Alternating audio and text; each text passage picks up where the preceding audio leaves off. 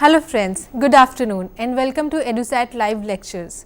Dear friends, today we are going to talk about modern Indian history, and in history we are going to talk about India in 19th century. And to discuss this topic we have with us our subject expert Dr. Neeraja Singh. Dr. Singh is Associate Professor in Department of History in Satyavati Evening College in University of Delhi. Without further ado, I would like to welcome ma'am to our studios and request her to start the lecture. Welcome ma'am. Thank you. Today's topic is colonial India in the 19th century, and I have divided my lecture into 4 parts. First, I will be discussing on world during 17th, 18th century, within which I will try to cover issues of impact of geographical discoveries, scientific intellectual revolution, mercantilism, industrial revolution, stress on European and non-European societies, impact on the world market, redefining boundaries of world, colonialism, deindustrialization and reign. And second part will be features of 19th century England and how industrialization, what was the situation in the pre-industrial England in terms of food habits, housing, sanitation, diseases, population growth, increase in wealth, employment and unemployment. Third section will be India during the 19th century and impact of colonialism. And the last section will be India as seen by West and English in the 19th century. And in this, before I proceed on my lecture and before I proceed on the topic, it is very imperative to know and discuss it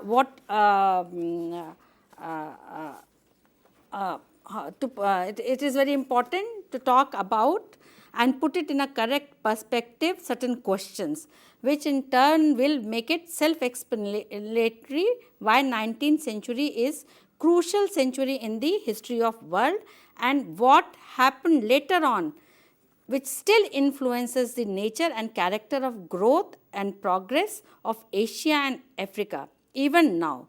The pertinent questions were one, why England, European, and while addressing and analyzing the history during 19th century of Asia and Europe, it is necessary for the scholars and intellectuals of these continents to keep these questions in mind before making any kind of judgment or assessments. These pertinent questions are: first, why Europeans went to Asia and Africa in general and India in particular.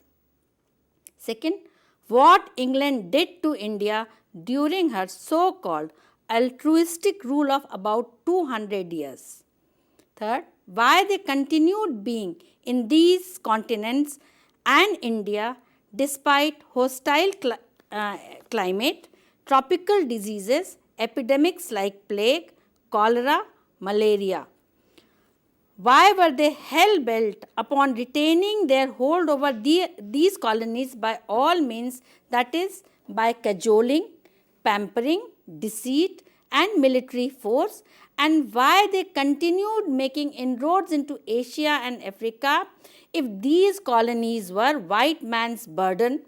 For example, military expedition to Burma, Ceylon, parts of South Asia, Far East, Africa, Caribbean islands to name few.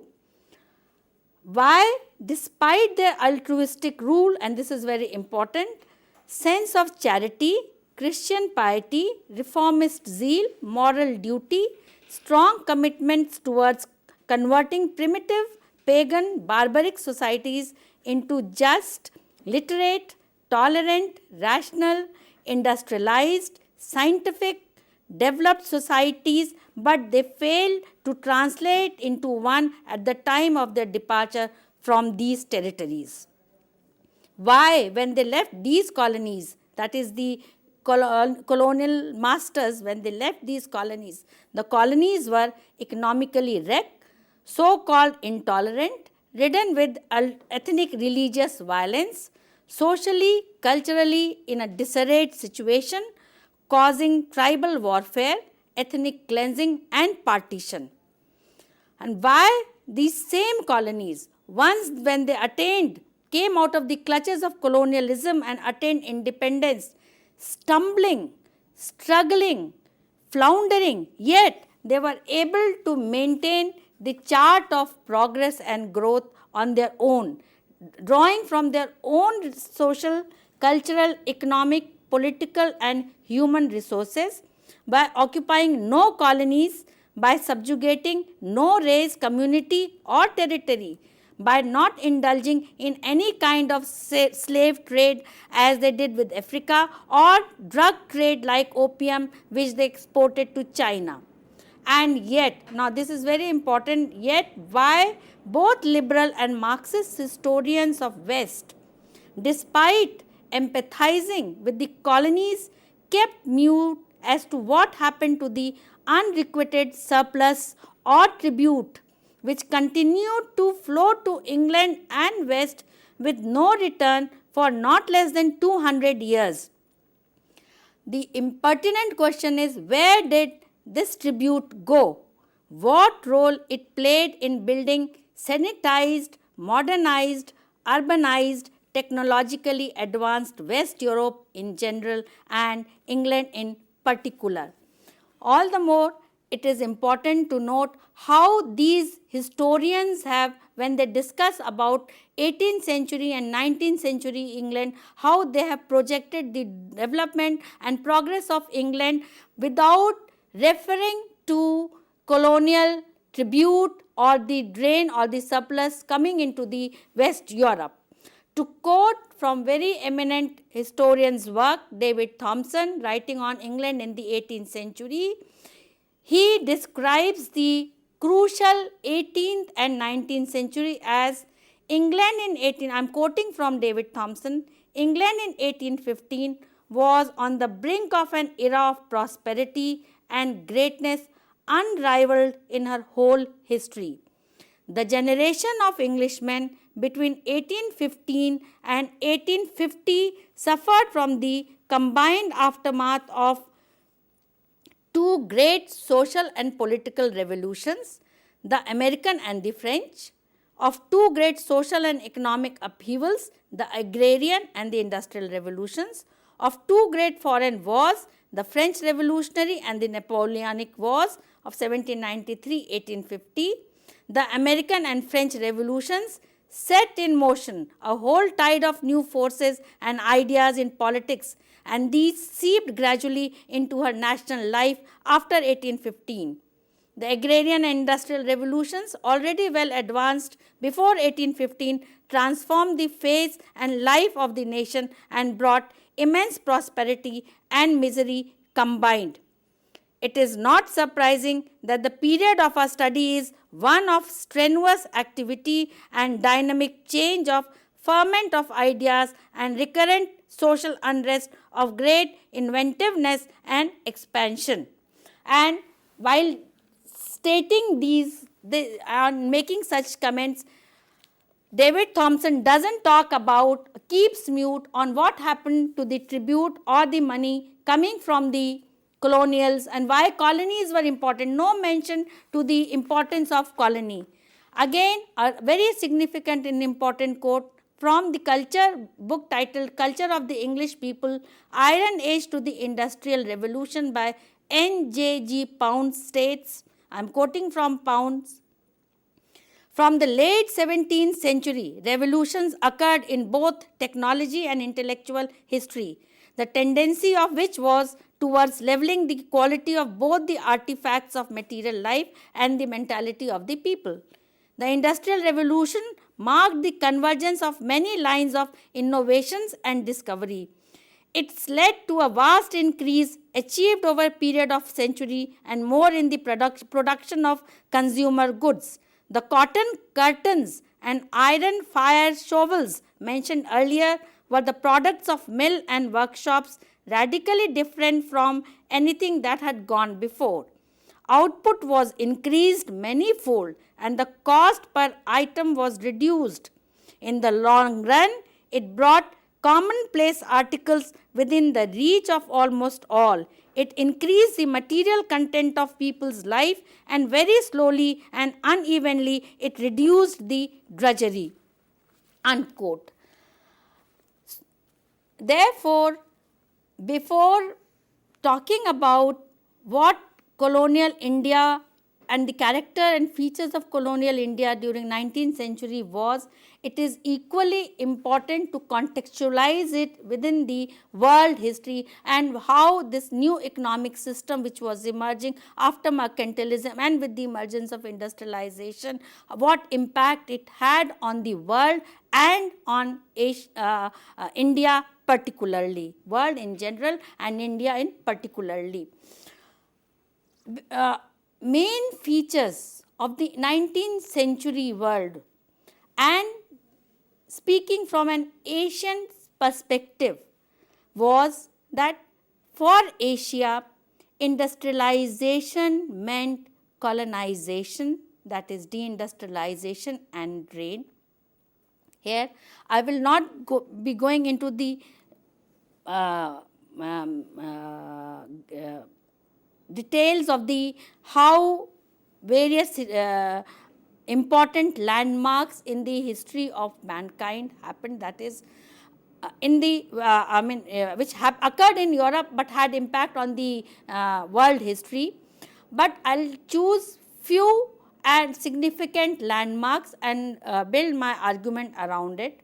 Although impact of geographical discoveries and scientific intellectual revolution which happened with the expansion of mercantilism, which influenced agrarian revolution leading to industrial revolution, and how these events laid stress or caused stress in the European society, which resulted in colonialism, and how these colonies became significant, and what the impact of these colonies and industrialized colonialism in the non-European societies and industrialization in the West Europe, how it affected and impacted on the world market. I will cursorily I will just touch upon them, but my main focus will be on how accumulation of silver led to slave trade. What was the role of cotton textiles, Indian cotton textile, into this triangular slave trade? Secondly, how with industrialization, expansion of mercantilism during 16th century, mid 16th century to mid 17th century, how European traders and their commercial activities, they interacted with Asia, specifically China and India, and how it influenced these two important territories of the world, and what was the impact and how they redrew the map of the world, these West European powers, how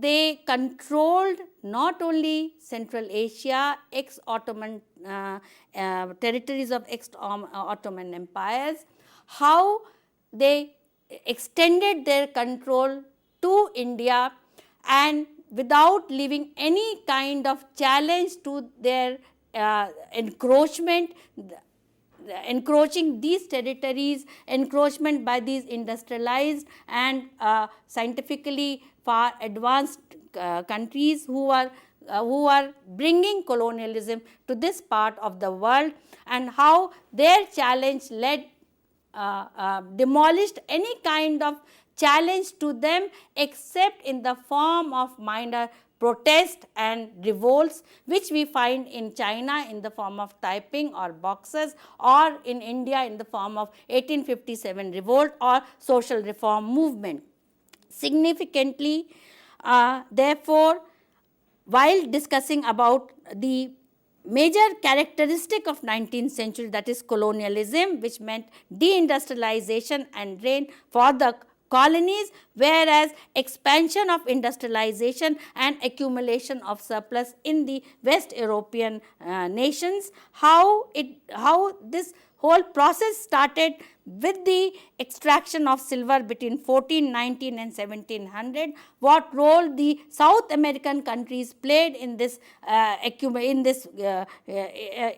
accumulation or increase of surpluses. Peru produced 81% of silver, whereas Mexico produced 95% of silver, and more than million population were decimated due to this silver mine extortion. Secondly, this silver extraction formed a very important component of African slave trade. But by 16th century, this silver stock was not sufficient for increasing commerce and trade, and therefore now inclination to occupy territories, and by occupying territories, extracting taxes in the form of tribute, which will go in purchase of the finished products, artifacts, which will further enhance their surplus, their profit of these European nations, was now seen as an essential and most necessary condition, and therefore now the shift was in occupying directly or indirectly colonies. So much so that during 1835-36, the trade surplus was 7.06 million pound, which increased to 22.7 crores, that is 2% of total Indian income in 1897-98. And tribute essentially played very important role in the trade with China on silk, regarding silk and tea, and introduction of opium. Also, equally important factor is that now Europe was also, within Europe there were changes, new ideas, new European society based on new value system were emerging. Mercantilism was now although operating but not so important, and industrialization, gearing, speed, acceleration, and therefore new kind of shift towards exploitation of the colonies happened, which as Bipin Chandra discusses in his 3 stages of colonialism. But before proceeding on what impact in colonialism had on India, it is equally important to talk about what was the situation in pre-industrial England, or England during the mid-16th century to 18th and extending to early 20th century. 2 things we have to keep in mind before we move further on. That first, that when these companies started coming to India in 1600s and prior to that, that is mid-16th century to end and later on also, that India did not need, or India or China did not need Europe. In fact, it was Europe who needed India and China first. Europe had nothing much to give to India in terms of products, artifacts, so much as England or other European nations needed and required from China and India. Therefore, one has to keep this in mind before one makes any kind of assessment and evaluation of the colonial period and colonialism and the nature of industrialized England and their role or their contribution during the 19th, from mid 16th to mid 20th century till 1948. Situation in India, and for this, if students need to know more about it and they are interested, 2 books are very important and significant. One is The World Upside Down by Christopher Hill. Second is The Culture of the English People, Iron Age to the Industrial Revolution. People from and this the period I'm mentioning or I'll be referring is from 16th to early 20th century. People in pre-industrial Britain saw themselves as living always in the valley of shadow of death. During 16th century, that's pre-industrial Europe, life was dominated by the prospect of death. Diseases plagued England, diseases like plague, smallpox, pleurisy, scarlet fever, measles. Attitude towards sickness was dominated by magic and superstition. It was regarded, sickness was seen as malevolence of spirits. So much so that in 1830s, Edwin Chadwick, who was secretary to poor law commissioners, showed that disease was in some way linked with filth and squalor and not resulting due to malevolence of spirits, became to be accepted as late as 1830s. As far as their dietary consumption was, there was deficiency of proteins, vitamins, and large calorific intake was from bread grains that provided 80% of their calorific intake. Seasonal roots, fruits, vegetables were part, but only seasonal fruits and vegetables, that too in very rare occasions. Largely even the elite in the diet of the elites, they did not consisted a major portion. That happened only during mid 18th century onwards. The three meals from breakfast, dinner, lunch, supper, dinner, or 4 meals became functional or came into operation only after 18th century. Evidence show the diet of the intake of the masses lagged in meat content largely. Either they, if they had to take, they poached from the or they indulged in poaching from the states of the lords, and for that they were severely punished. So meat formed very small content. Major component was gruel, soup like gruel laced with animal fat. This was the major form of their food, and slowly from 17th century we see the improvement of dietary standards. In the elite's diet, several forms of meat we see, from beef, mutton, pork, poultry, game, assumed greater role from end of 16th, beginning of 17th, but largely from mid 17th century. More sophisticated kind of culinary and items we see during 18th century. For example, kind of pudding, cheese, vegetables besides meat, new sophisticated confectionaries, improved kitchens, better ovens we find, tarts, pastries we find from mid 18th century onwards. Content of sugar, greater use of sugar also is seen during 18th century, largely during 18th century. Nutritional content improved, and early deficiency, the decline in early deficiency of protein and vitamins.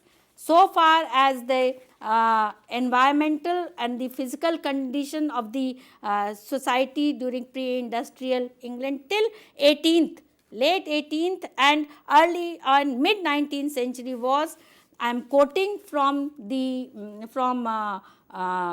Pound's culture of the English people from Iron Age to the industrial, and in this he mentions that severe environmental constraints were there. Housing, clothing, eating and sanitation were in a very poor situation. Cottages largely were timber frame, panelled with wattle and daub. Floors were beaten earth, which were damp and cold for much of the years. There were shuttered windows, ill-fitting windows and ill-fitting doors, which allowed cold blast of winter to blow through them. Personal habits did nothing to improve matters. People, personal hygiene, sanitation was in a very poor state. People spat and defecated wherever they chose, and not until the 18th century the clean water was seen as luxury. Supply of water free from contamination by sewage was not achieved in much of Britain even as late as 19th century, and in some areas early years of the 20th century. Increase in the practice of taking bath was seen largely towards the end of the 19th century, end of the 18th century and middle of the 19th century. Use of unwashed hands and unwashed utensils were seen as common practice. I mean, they were not, there was nothing wrong was seen in using used utensils. He, Pounds further says that not until 18th century, I am quoting from Pounds, do leaden downpipes from roofs and leaden water butts make their appearance on any considerable scale. In their total ignorance of the nature of infection, people saw no reason for going to the trouble of keeping their water supply separate and distinct from their sewage disposal systems. And it was not until the late 19th century that public opinion became any more enlightened in this respect. It is surprising that a people habituated to think that infection was in some way attributable to or bad air took so little notice of the foul smells amid which they spent much of their lives. Apart from the rare complaints of lavatorial smells, chiefly in the uppermost levels of society, there was little contemporary note of this particular form of nuisance. People had become accustomed to the smell of unwashed bodies and the stench of cesspits around their homes. It was part of life. All the evidence, both literary and archival, points to a high mortality and a short expectation of life. The major epidemics which contributed so importantly to this situation are very well documented in the clinical records. And until late in the 17th century, the most awesome was without questioning the bubonic plague. And equally significant now becomes how was England from 1815 onwards. Now, from 1815 onwards, from end of 17th century, we find increase in population. Pound mentions that increase in birth rate, decline in death rate happening from 1780s onwards was not so much result of advancement in medical sciences as in the sense of hygiene, improved sense of hygiene, sanitation, cleanliness, supply of clean water. Also significant is that population of England from 1815, England became first workshop of the world. Second, her industrialization was expanding with great acceleration, and large number of population were employed in the industries of cotton textile, woolen textile, heavy industries, in the engineering industries and so on and so forth. Secondly, import of cotton amounted by 1815 to 82 million pounds. By 1860, it increased to 1,000 million pounds. Comparatively, wool industry, which was England's traditional staple industry for export, was undergoing more slowly similar transformation. Population from 1805, which was 13 million, increased by 1875 to 22 millions. Other significant figures are by 1871, more than 750,000 were employed in metal engineering, shipbuilding trades, and development of machinery meant that 106,000 were engaged in making machines, 500,000 were more engaged in mines and quarries. Mileage of railroads from 1815 to 1871 doubled, and big railway companies arose from amalgamation of smaller ones. They employed over 65,000 people in 1851. Roads, streets appeared to be more clean. Main roads were rebuilt. Networks of canals came into existence. Countryside saw better drainage system. It was ditched, hedged, enclosed to an extent that would have amazed their grandfathers. Village laborers and small independent farmers fared better compared to the farmers of previous centuries.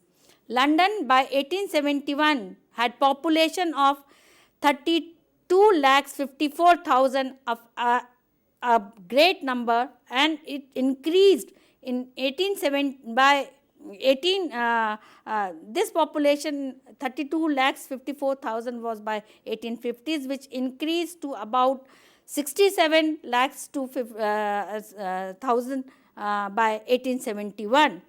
From between 1851 and 1875, England though was still Britain's largest industry, but employing 17,90,000 people, but by 1871 growth and expansion increased, and employment in the industry increased, and this contribution of industries in giving employment was about 16 lakhs by 1870s. Another sign of wealth, prosperity was that by 1871, more than 750,000 were employed, 1 million people were employed as domestic servants in the houses of the middle classes. So, this was the situation from late 17th century to 19th century and beginning of 20th century, and this is I am giving a snapshot picture of what was the situation of England during 19th century and pre-industrial England and industrialized England from 17th century to 19th century and early 20th century. And now we come to our third part of the lecture, how India was seen by English in the 19th century.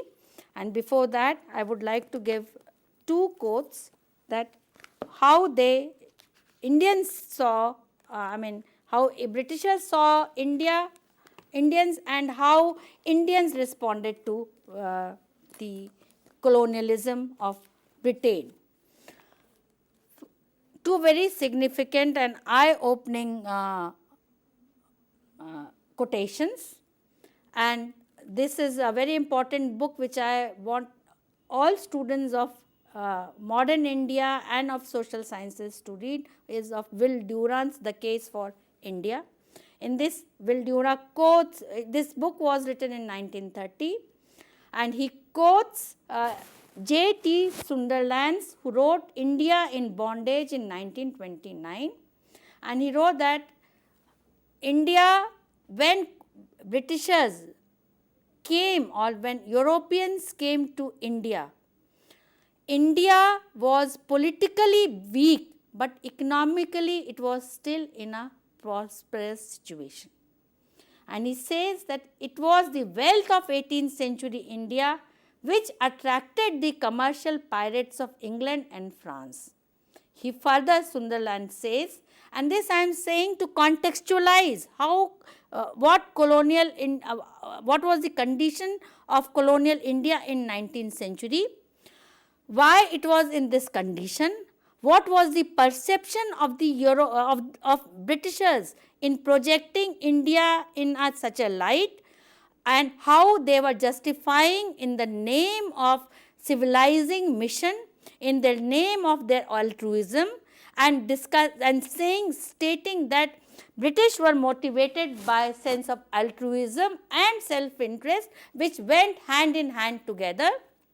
They were all motivated by moral duty as well as with their commercial interest. But I want my attempt is to further read between the lines the underlying impact and what actually happened to India, what actually in their intention was in maintaining their control, so much so that consistently in the writings of the British administrators, British officials and other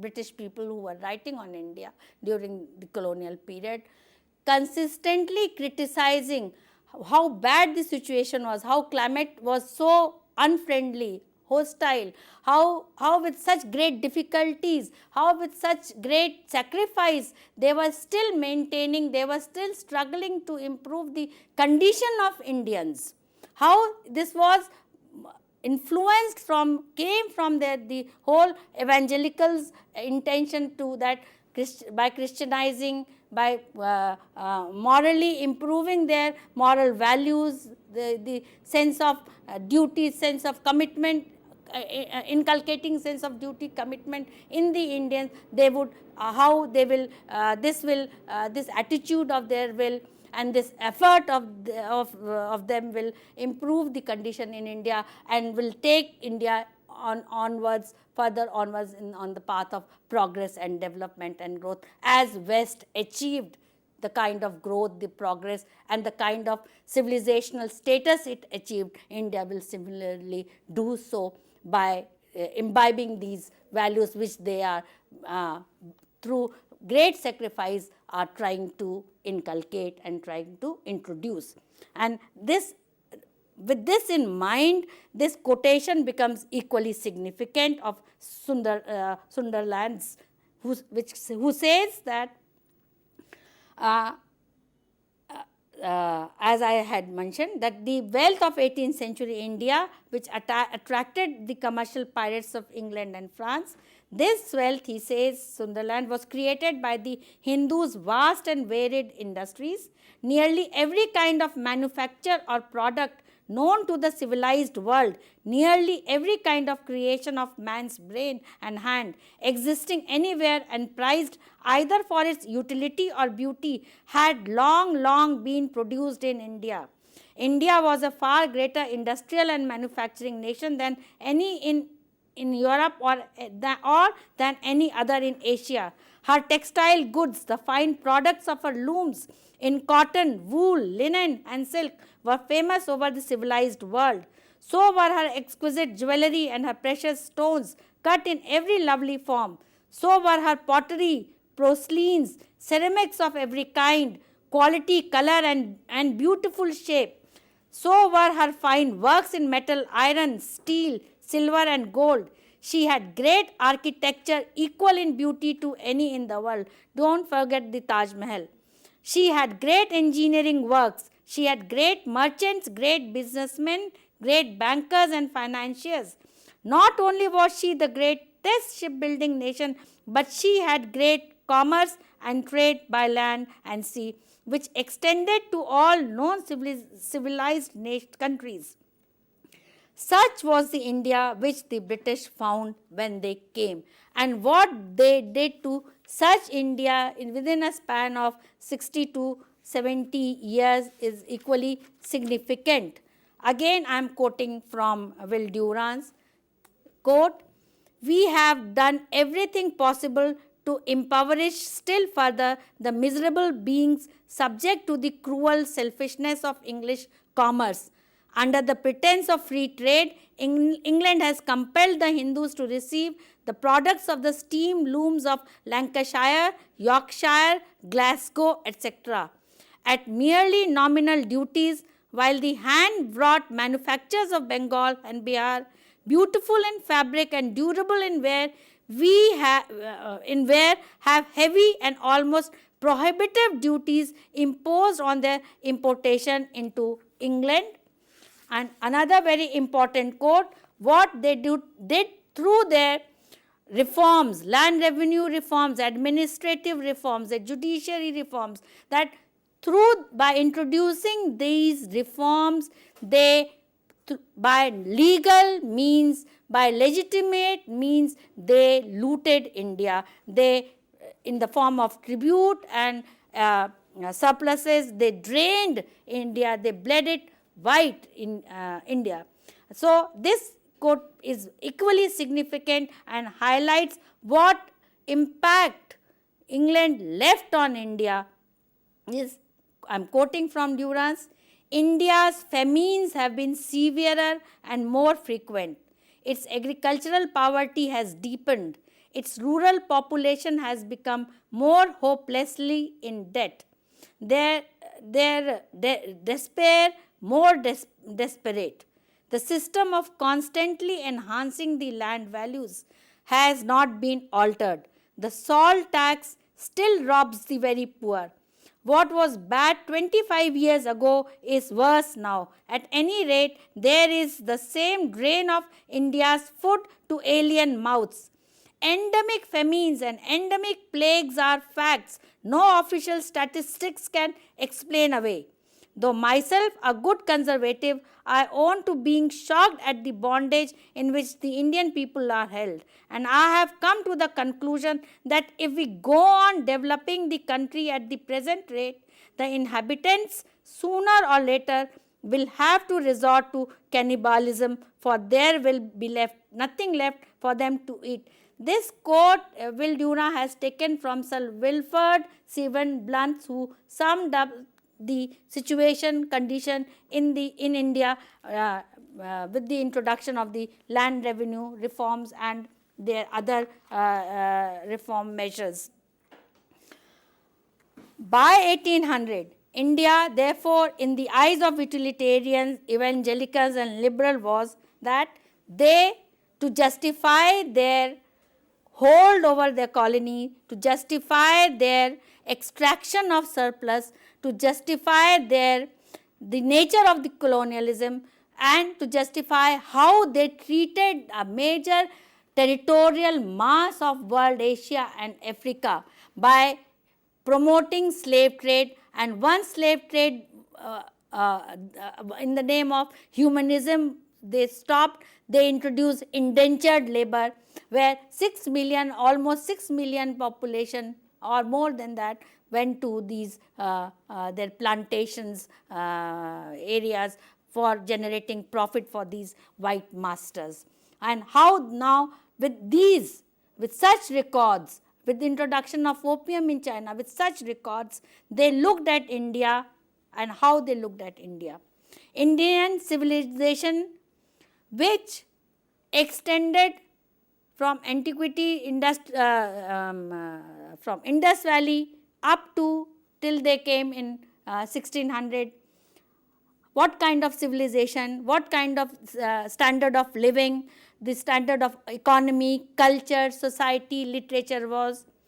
Keeping that in mind, Indian civilization was condemned as static by these so-called the radicals, so-called the reformers, so-called the people motivated, the intellectual propellers of new change in world, how they looked at it, and how despite their philanthropic altruistic motive, none of them talked about or made any comment regarding colonialism or what kind of this new system so-called colonialism was. For them, Indian custom was regarded as uncivilized. Indian institutions were seen as corrupt and decadent. Indian thoughts were regarded as narrow and unscientific. Indian men were seen as cunning, unscrupulous, deceitful, disloyal, diabolical, so much so that I am quoting from Francis Hutchins' Illusions of Permanence, how the British officials during 19th century looked at Indian character. Quoting from Hutchins, says, the Victorian was taught to value simplicity, honesty and plain dealing.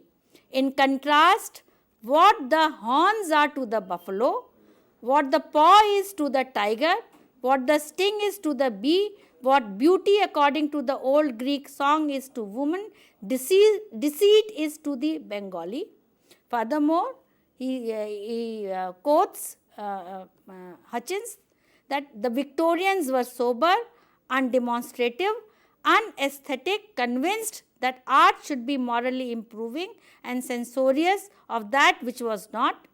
Indians were depicted as sensuous, extravagant and delighted by immorality in art. To the Victorian family and country was sacred. The Bengali would see his country overrun, his house laid in ashes, his children murdered or dishonored without having the spirit to strike one blow.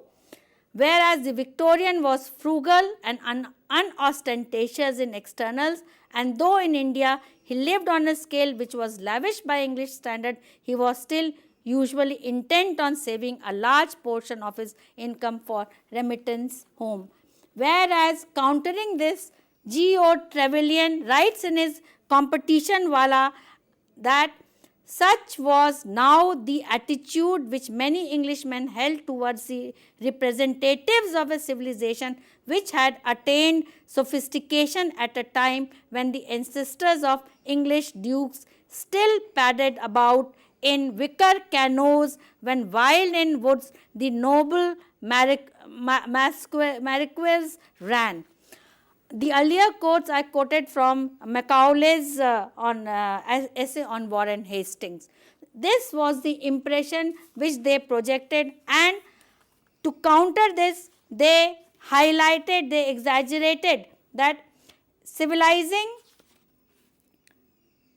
improving, material and philosophical condition, material and the spiritual condition of Indians was their major intention, was their main intention, and therefore it is essential that what Macaulay was saying, what James Mill was saying of converting, inculcating Western values, but ulterior motive to improve the commercial interest, the trading interest and the increasing the surplus of these West colonialists and England particularly. Thank you. Ma'am, while we were talking about British perception of India, and initially that when we were talking about how Africa was important to colonial England and for that matter even Europe, how important was African slaves, say for the American plantations and the sugar, the plantations and the sugar cane production and the cotton, because what one has come to understand is this, that it was just not about the Indian trade and African slaves. The triangle also ran through the importance of sugar for Europe, even in 16th and 17th century. So why do you think that it's important even in that context, that Europe's needs were not just say material, they were more confectionery as well? When they talk about say sugar and importance sugar and role of slavery into that as well. First, I should clarify that this through my lecture, what I wanted students to know was that how the recent perceptions, how it has been projected as that the Western world, Western civilization, their knowledge system, their model of development progress, how that has influenced the thought process and the perception of the rest of the world. This has become a dominant schema of progress, of achieving the ultimate in the path of progress and advancement, first thing. And by doing this, they have silently eroded the knowledge, the history of the non-European societies, which were more old in terms of civilization, in terms of knowledge system. Their knowledge system, nature of knowledge system was different. It was more oral, orature based, not literature based, as seen as judged by the Western society, and therefore it was rejected as no knowledge. These societies were projected as barbaric, as childlike, as down in the scale of civilizational ladder, and therefore the through colonialism, the kind of technology and institutions of management, administration which was imported into these colonies is yet seen or at a superficial level or from surface level is seen as the how it contributing to modernization, contributing to development, but its true nature, its true intention, the true purpose is not highlighted, not contextualized, not linked with what the situation in world during 19th century till 19th century and 20th century was. The crisis, the instability, world wars, all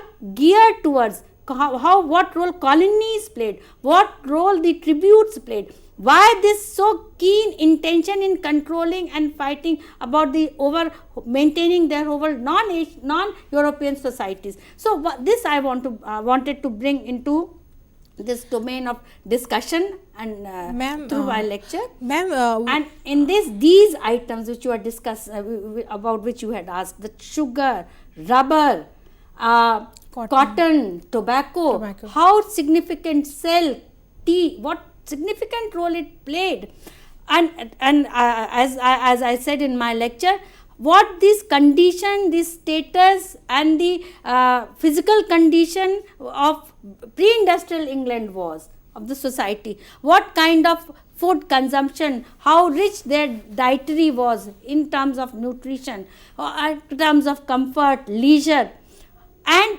how the situation changed from end of 17th and beginning of 18th century, where in England reached and what happened to the Asian non-European societies. Ma'am, my question, if I can again take a different turn on this. In part, England's attitude towards India in say late 18th century and till the mid of 19th century, till the say if you have to put a number to it, 1857, it was a utilitarian perception. It was a thought process, a moral high ground that the English wanted to possess, and to say that to civilize the natives is the white man's burden.